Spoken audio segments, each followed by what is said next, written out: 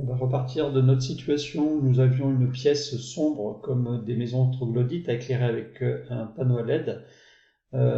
Et puis on s'est posé la question comment utiliser un panneau solaire. Donc on avait vu qu'il fallait une LED et un panneau solaire et qu'on pouvait le simuler à l'aide de Tinkercad. Donc on va aller sur le site ici et on a vu que ça fonctionnait. Donc on va regarder maintenant comment effectuer des mesures de courant et de tension pour vérifier si effectivement on a bien de l'énergie électrique qui passe à l'intérieur. Donc on va juste enlever un fil puisque la mesure de courant se fait en série. Donc je vais prendre un multimètre que je vais mettre ici et je vais pouvoir aller ensuite tout simplement regarder comment brancher le système pour pouvoir le faire fonctionner. Donc le courant sort évidemment du plus qui est en général rouge.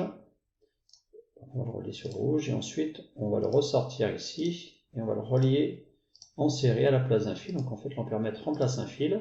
On va se mettre en mode ampèremètre ici. Donc on va sélectionner ampèremètre. Et ensuite on va pouvoir aussi mesurer la tension. Donc on va mettre un autre voltmètre.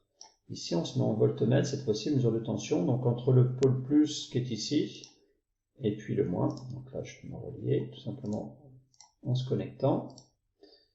Voilà. Et on va pouvoir contrôler pour voir s'il y a effectivement l'énergie qui passe. Donc on clique sur la simulation, on va pouvoir gérer la quantité lumineuse. Donc effectivement on s'aperçoit que la LED, eh bien, elle supporte maximum une vingtaine de milliampères pour 2 volts. Donc on va regarder maintenant sur le système réel. On va pouvoir brancher en série notre système. Donc le plus rouge sur le plus de l'ampèremètre, le moins sur la borne moins.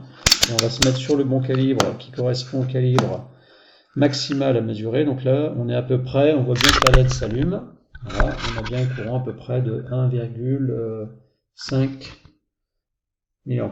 Et si on regarde maintenant la tension aux bornes du système, donc on va utiliser un câble pour remplacer l'ampèremètre en série. On va mettre en dérivation en parallèle sur le calibre 20 volts. Donc on va mesurer entre le plus du panneau solaire et le moins pour regarder quelle est sa tension. Et là on a à peu près 1,6 volts. Voilà.